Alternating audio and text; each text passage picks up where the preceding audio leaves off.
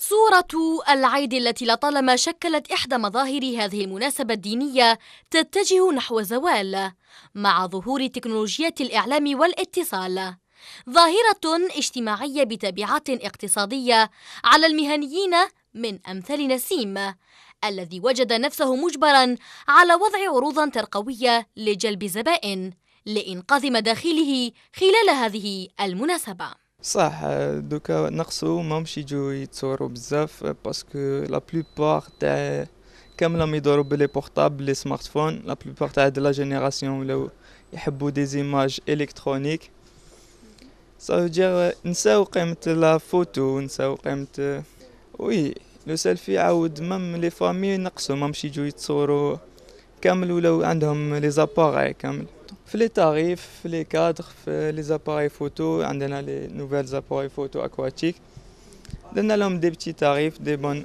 بور لا فيت دو لايت. هستيريا السيلفي والتي أصبحت شائعة في السنوات الأخيرة بين شريحة الشباب والمراهقات الذين وجدوا فيه طعما خاصا، والذي يسمح بالتقاط صورا بالطريقة التي تحلو لهم، حيث أضحى موضة العصر ليعوض آلة التصوير ويدفع بالمصور البحث عن عمل آخر يستزق به.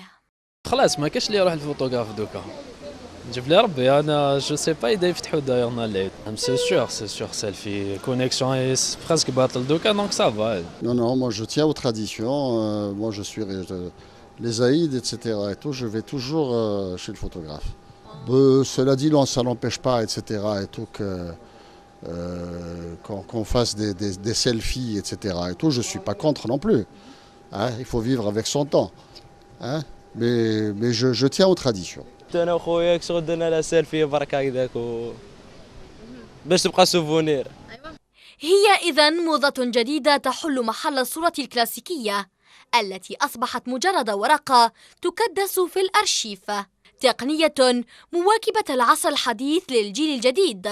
وقد عرف هذا المصطلح انتشارا واسعا بعد صورة السيلفي الشهيرة التي التقطتها ألين دي جينيريس في حفل توزيع جوائز الأوسكار 86 مع أشهر نجوم هوليوود.